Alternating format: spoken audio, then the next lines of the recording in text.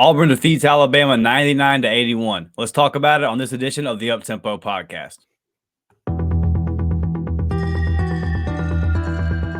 You are now listening to the War Report Podcast Network.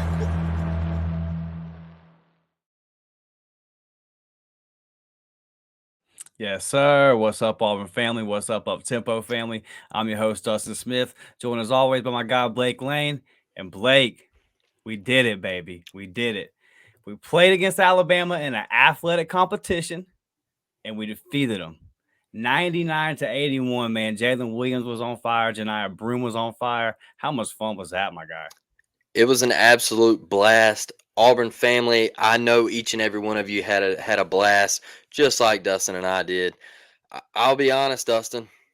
I mean, it felt like right out the gate, the Auburn Tigers were the real deal last night. It felt like Trey Donaldson was absolutely bringing it. It felt like he got it going early. Obviously, Joe Nye, he got cooking. Jalen got cooking. It was just a lot of team basketball going on. It looked like last night Bruce said, hey, this is a must-win game. We can't go out here and lose this game to this team. We got to get this one. And they did it, Dustin. They did it. They responded. Even when it was a game of runs in the first half, they got Alabama down by double digits in the first half. Alabama storms back, takes the lead with about 3 minutes left before half, 4 minutes left before half. And Auburn then responds with another run, and they take the lead back, go up by double digits. It was like every time we did get punched in the mouth last night, we responded. And, I think Trey, him coming out and being really positive and shooting the basketball last night early and getting it going, I think that was a great sign. Joe Nye just being a dog. Joe Nye being a dog, and him and Jalen together, it's unfair. They're two of the best in the business. They're two of the best in college basketball. Auburn is damn good at basketball. I'm tired of hearing people saying stick a fork in them, they're done. This was a get back game, and that get back is a what? I ain't gonna say it on air, Dustin, but you know what I mean. It's a female dog. Speaking of dogs, and it felt good last night to wax them and bury them and be able to talk trash to them, and they can't say nothing back, dog. That's what felt good, is you got waxed, all right? And like I like to say, you got booty blasted, bro. blasted. All right? Got ran out the gym.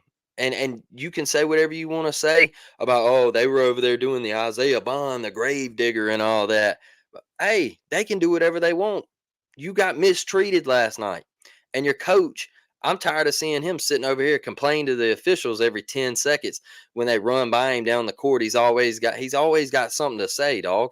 And I'm sick of it. And watching him just get absolutely beat down last night, it felt good, Dustin.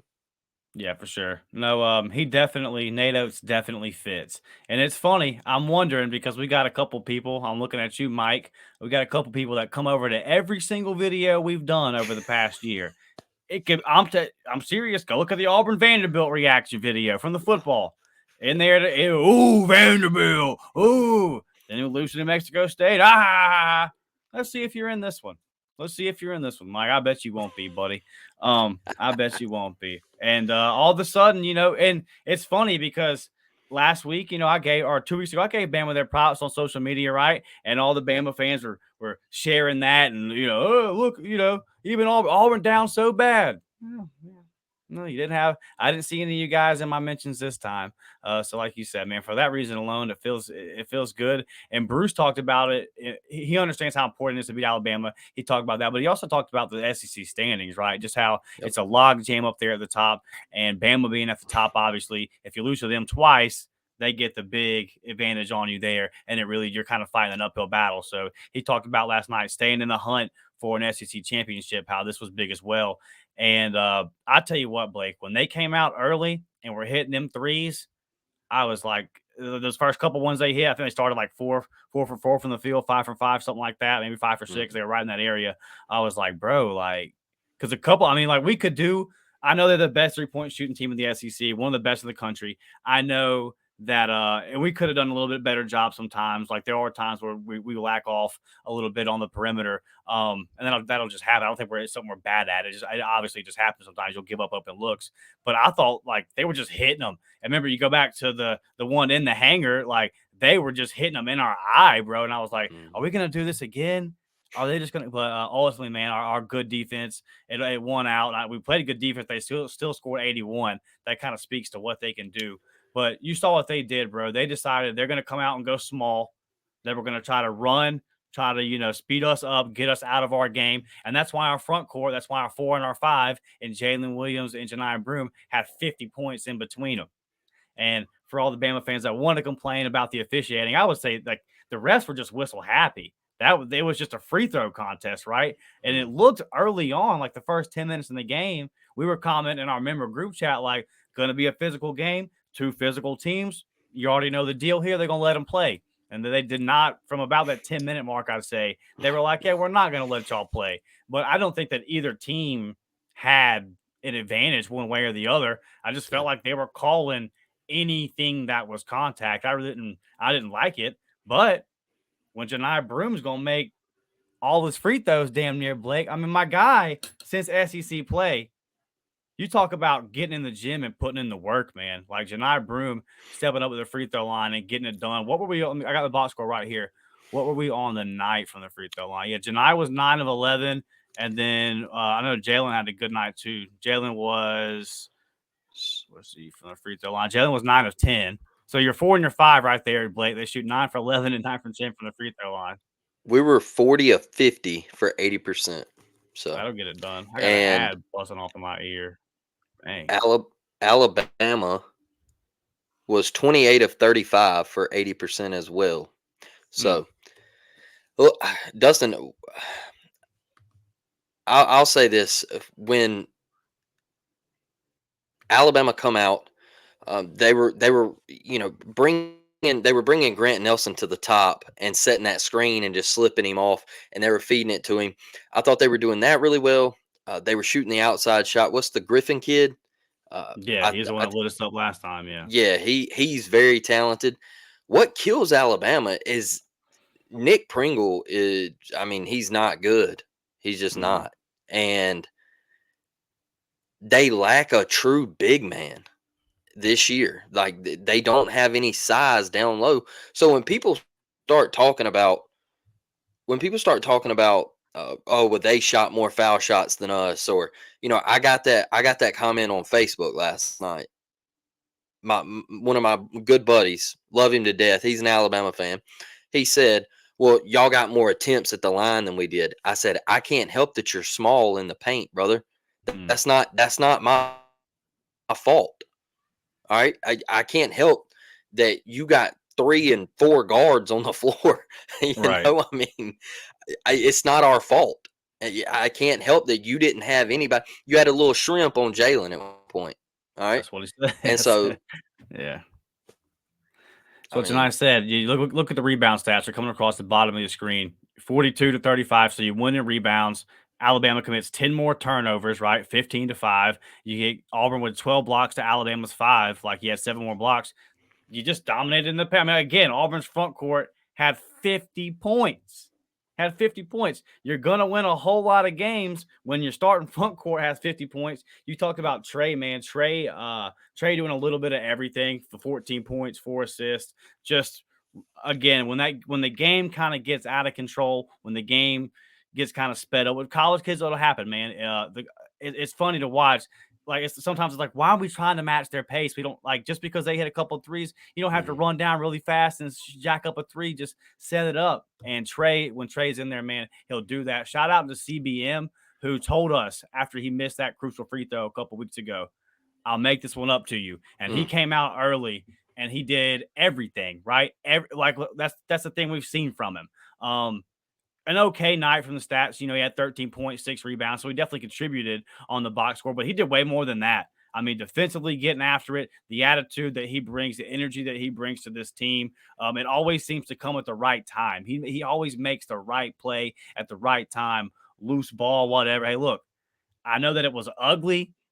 I know that when he shoots it, you just never know. But Chris Moore last night played his ass off. Okay, Yeah. effort and energy wise, he played his ass off last night. And defensively, he got after it, and that was a big reason as well as to why we you see that 15 turnovers, which allowed us to get out in transition and get some easy looks. Dustin, starting with Trey, sneaky rebounder. All right, Mm-hmm. sneaky rebounder. Dude gets in and gets physical on the boards. I think he had 6 rebounds last night, if I'm not mistaken, something like that. Yeah, I'll check it. Um, his court vision, insane, bro. His court vision is insane. The way he facilitates is just second to none. And when you talk about slowing it down and getting things set up, I felt like Aiden last night when he got that steal.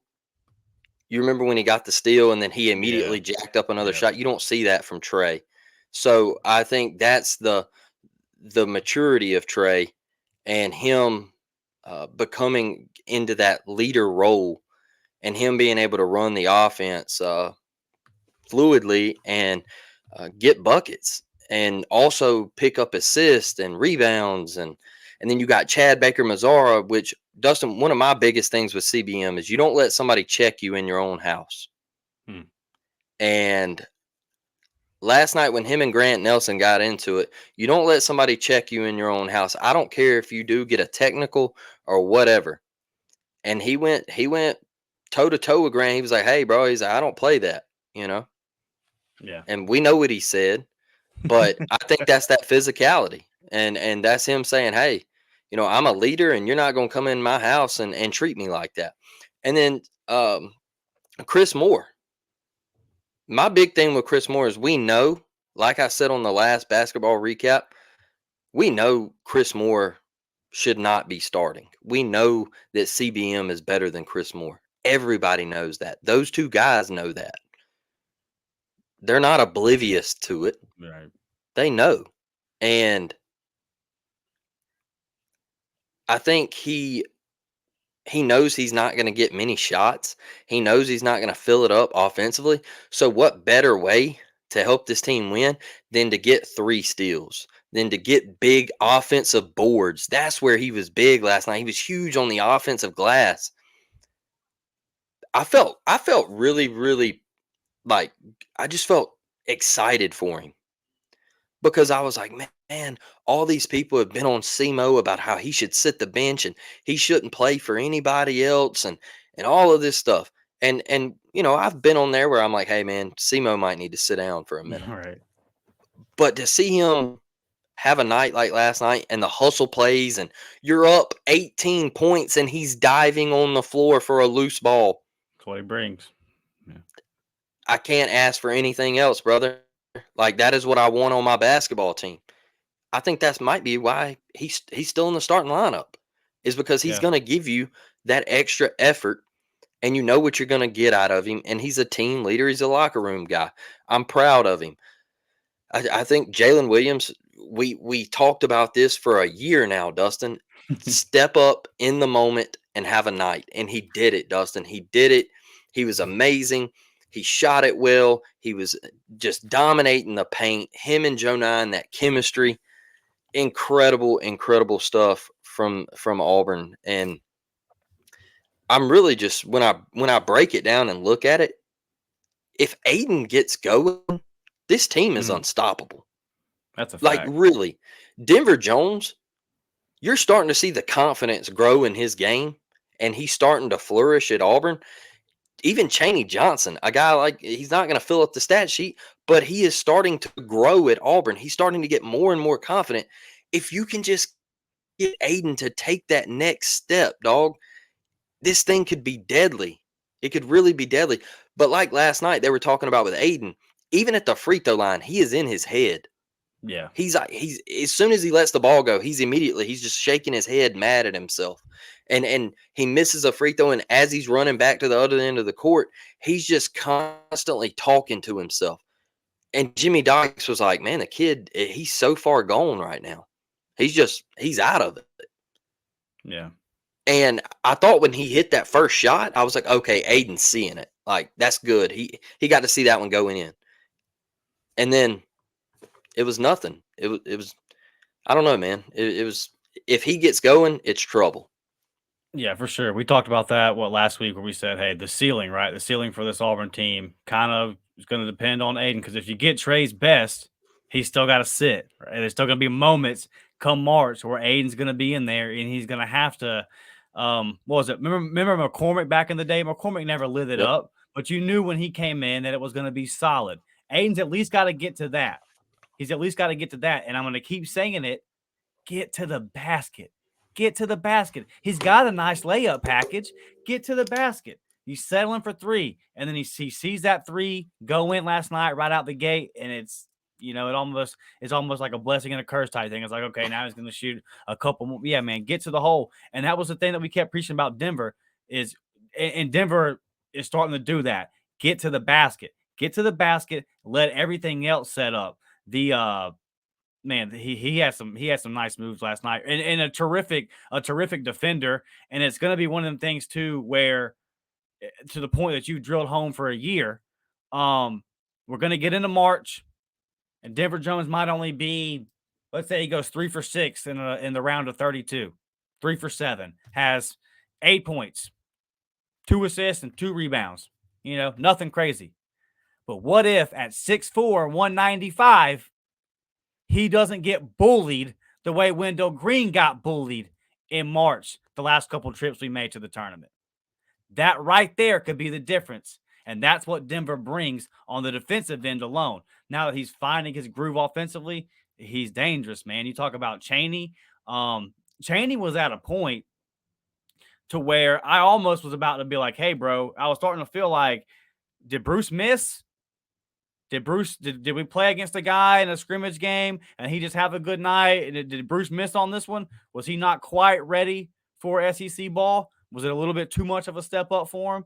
He's starting to find his footing. He's starting to find his role. There was a long stretch there whenever it was Chaney got the ball. I was like, oh, God. Oh, goodness. Just hold on here. I don't feel that way right now. I feel like he's going to make the right play. You feel confident. And then about Semo, man.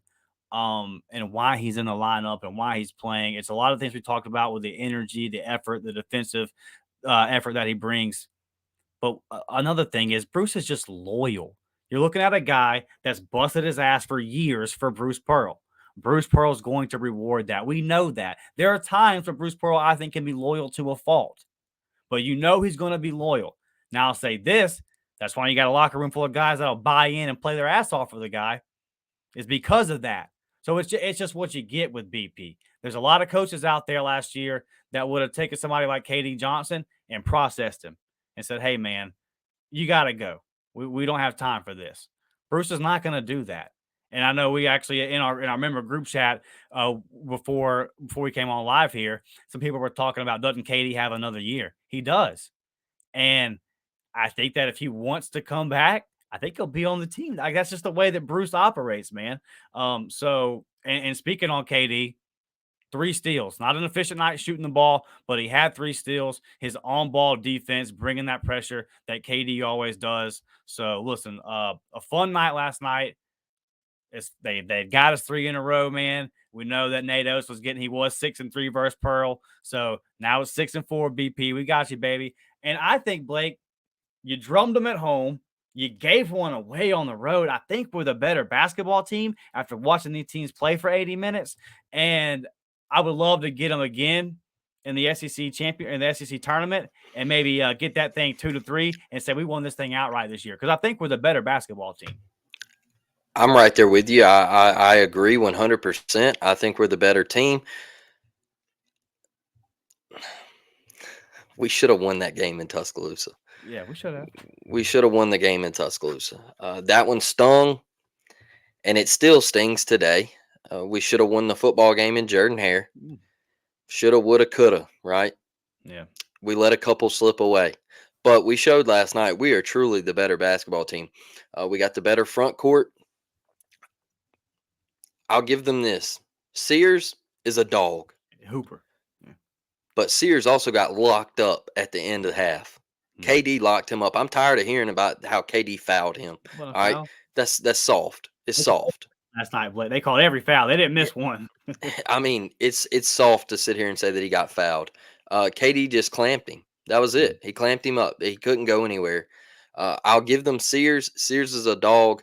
I think Grant Nelson is a miss in the portal. I don't think he's that good, and I think it showed last night. He was getting bullied down low. I like the Denver Jones step back shot over Grant Nelson. ooh, That really filthy. showed his improvement with the Auburn Tigers. I just think Auburn's got a lot of dudes. And when you can go 10, 11 deep, it showed in the final 10 minutes of the game where Auburn was fresh and Alabama was gassed, Right. just Good point. gassed. And like Cheney played 7 minutes last night. He didn't even score. All right. But he gets it. Like he knows his role. He's like, hey, I'm a 10-minute guy. If I can get a bucket, that's great. But my job's to come in here and play defense and rebound the basketball. Right. It's guys like that, dude. And like I said, Semo, you're up 18 and he's out here diving on the floor for loose balls. I think this team, I'm gonna stick by it. I've said it again and again and again. I think this team can go Elite Eight or even further. I'm Mm, super high on this team. And good thing we don't play NCAA tournament games on the road, Dustin. Like I said in the last episode, we play them at a neutral site, baby. So Auburn basketball is going to be okay. We gotta go to Gainesville and get one now, though. mm, Like that's the big thing is you're locked back in a tie for first place, yep. and you still got some tough games. Like you got to play South Carolina. That's one of the biggest surprises of the year in college basketball. You got Right. to go to Florida. You still got to play Georgia. You got to go to Tennessee, and you got to play Kentucky. We got a tough stretch, so we got to hoop, man. We got to continue the momentum. But like I said, I'm super proud of Bruce Pearl because I made that little deal with Bruce. Can't have everybody saying, "Hey, you're 3-7 against Nate Oates," Yeah, that's a good and point. he got his team to respond. So that's the biggest thing to me last night is they had fun doing it. They responded to Bruce Pearl's message, and you saw a lot of guys respond to the moment because they knew what it was about. They knew what Alabama coming into that building meant. Alabama was the last team to beat Auburn there. And they wasn't going to let it do it. Excuse me. They wasn't going to let it happen again. I'm Yeah. sorry. Yeah. You couldn't let them come in and get you back to back. You couldn't get swept by them 2 years in a row. Bruce understood the importance of it. And like I said, the standings, you got them right there. If you're listening on audio, South Carolina 8-2, Auburn 8-2, Alabama 7-2, Tennessee 7-2. So gonna be tight down the stretch here. Like Blake said, we got a bunch of tough games coming up here. This is a real tough stretch, but I think we're ready for it, man. You don't get to 19-4 playing the schedule that we've played without being a really good team, and all those 4 losses were games that we easily could have won. We're a hell of a basketball team. All the numbers show that we're one of the better all-around teams in the entire country. I gotta say this before we get out of here, Blake. We got a big announcement. I'm excited to drop here, but I gotta say this. I don't understand a fan base that is renowned for talking the amount of trash that Bama fans do. Like it's known. Like y'all in the Philadelphia sports fans and the pros. Y'all are the college, then you got the Philly fans and the pros, okay? Everybody knows what y'all are about. You literally sing go to hell to every team you beat in a sporting event. And to see the Bama fans over the past 24 hours that are butthurt, that all like, first off, I guess a lot of you are new here. Okay. You can just Google reverse Rammer Jammer. One of the first videos that's going to pop up is Stanley McGlover. Okay. Shout out to our guy leading the band back in the day. So a lot of you are getting butthurt about something that I guess you just got put on last night. Yeah. You tell us to go to hell when you beat us. So when we beat you, no, I think you can go to hell.